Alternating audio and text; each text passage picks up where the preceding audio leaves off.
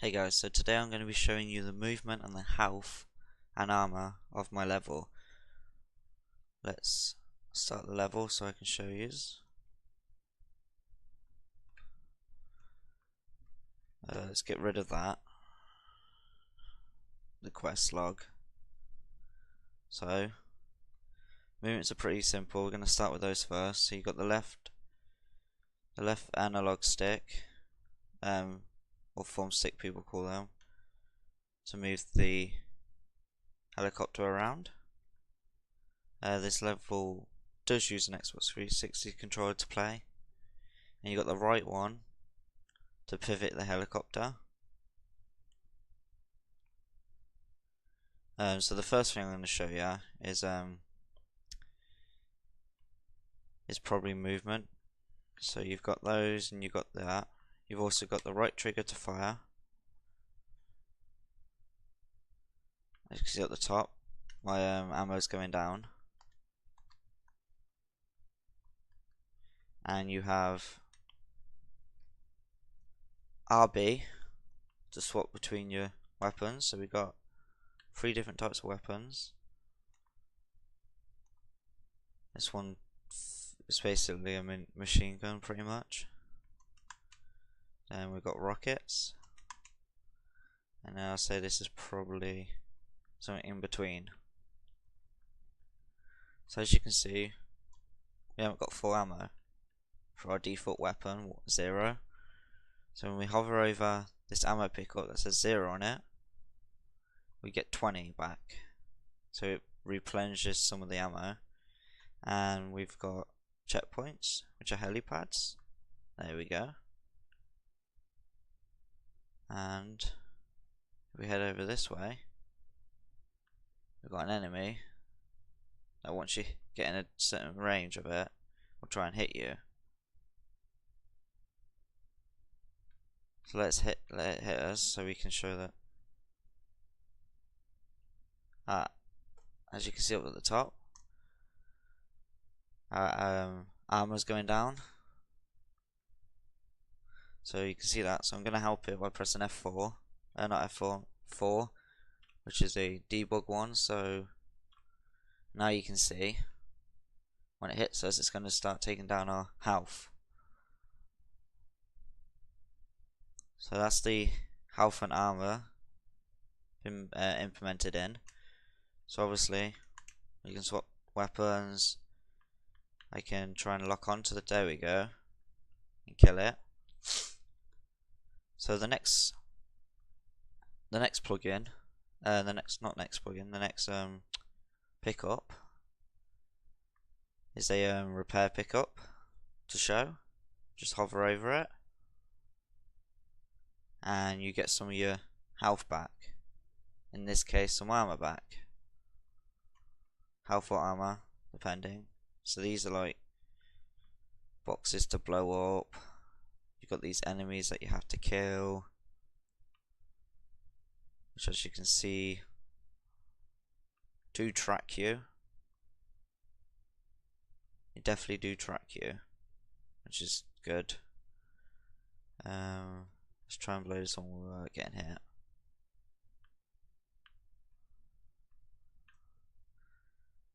The little red circle in front of the helicopter is where you're going to be firing.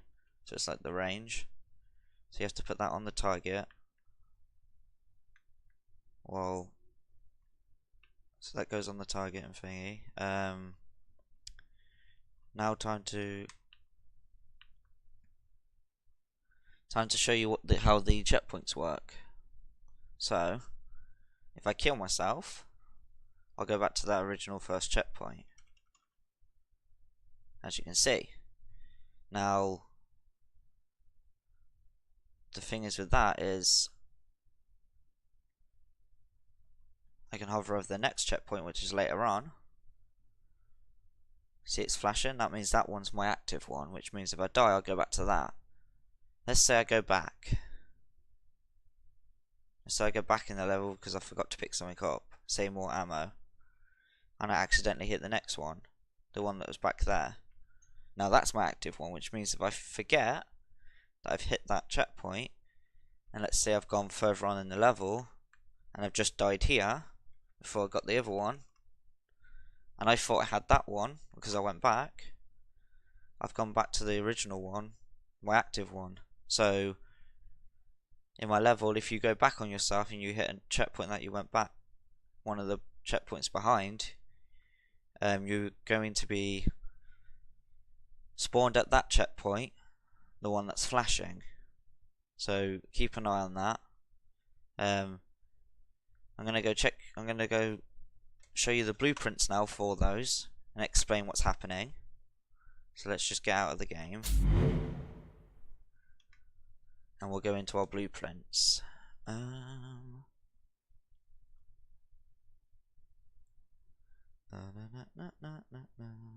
System, we're going to character. Let's go into the drone prawn. And we've got my health one there. We go into the main one. There we go, modify armor, modify health. Here we go. So we've got the movement here, which I'm going to talk about first. So this is your movement of moving the helicopter. So thrust forward, so we're moving forward. We're using the drone speed to calculate how quickly we're going.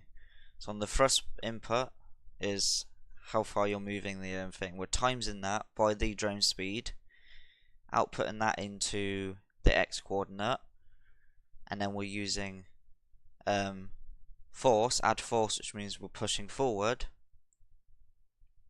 In this fight we're pushing forward, so we're going forward with the sphere, physics sphere on the top.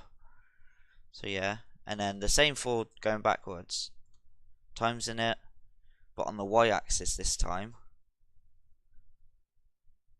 meaning we'll go backwards instead of forward. And then to turn I'm using an x value, so we're looking at your x coordinate, times that by the spin speed that we've set, outputting that to the z coordinate, which then returns it into an impulse, which means yeah, so we're doing an angular impulse, meaning it'll output to the game, to the level, so we can actually start spinning on top of the physics sphere. The target for that is the physics sphere, meaning the target is you. And then for health and armor, that's a bit more complicated, but we've got damage value over into the overflow, which is modifying the health. So first of all, you take damage, it looks to see if you've got armor. If so, it takes away armor. If not, it'll overflow into your modify health and look into taking off damage, dealing damage to your health. So first of all, we're going to go look at the armor one. They're very similar, to be honest. So we've got modifying the armor. So obviously we're modifying the armor, which is what we set as. We're going into a branch because we need obviously true and false conditions. So the condition is positive, meaning taking damage. ABS basically means if someone tests my level and sets something as minus, you have to minus something, it'll say minus 100, it will go straight up to 100. It won't go into minus because obviously when you hit the minus, you're dead. So obviously ABS is going into so let's say it's false. Let's say, just double check all this. Yeah.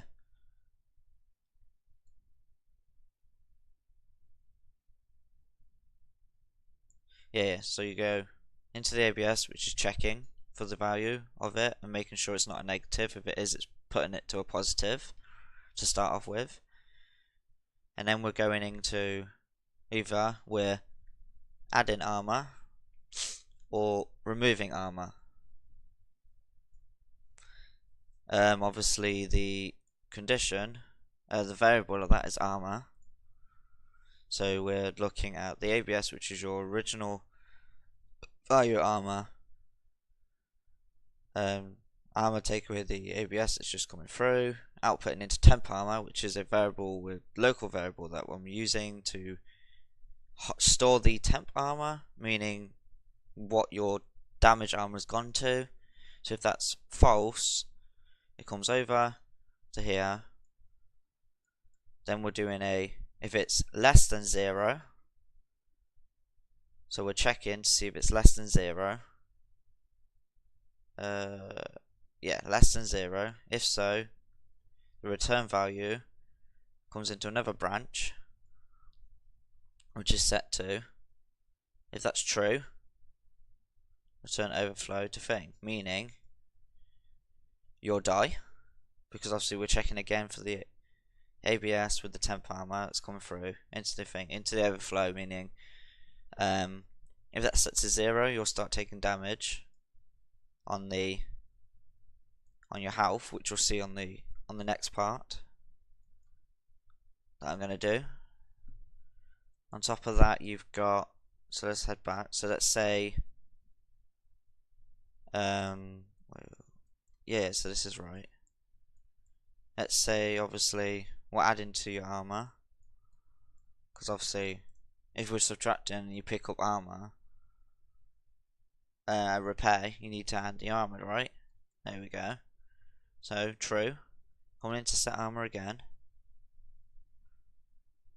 Then we setting up armor plus the ABS going into the temp armor. Then we're calling the temp armor to set to armor, because armor is what is shown. Temp armor is just a local variable that I'm storing it in, and then it's going to return. So it's going to update the armor and return it back to the actual level. So that's pretty much that one. So let's go over to health, which is a little simpler to read, to be honest. So we're checking again with the ABS, checking them with it again. So we've got, if it's positive, meaning are you taken again? The condition is a branch. We've got true and false, obviously, because you've either taken damage to your health, or you're not taking damage to your health. False meaning you've taken damage. True meaning you've added to it. So we've got health, which is what it's showing, minus whatever then here in the ABS set to, which is then going into the variable temp health. So like the temp armor, it's there just to store it before we send it to set to update our actual health in game. So then we're looking for a less than or equal to, 0, from what I can guess, which is then going back into another branch. And let's say it's true, meaning health is gone.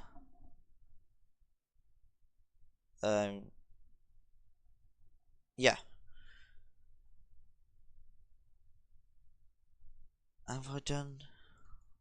Sorry guys, I haven't looked at this for a little bit. Yeah, I think that's how it's working. Yeah. So then it's going into the set, which is then outputting to the thing if it's true. So the true is actually doing the damage. So obviously, if it's greater than 0, it's true. Then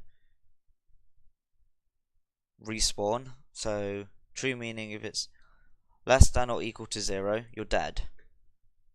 So then we're going up, and then you're respawning at the latest active checkpoint. If it's false, we're using temp health to update our health for us. And obviously that's very similar to what I've done up here for things. So obviously, if we hit over a repair thing and it's true, meaning we're going to get some health.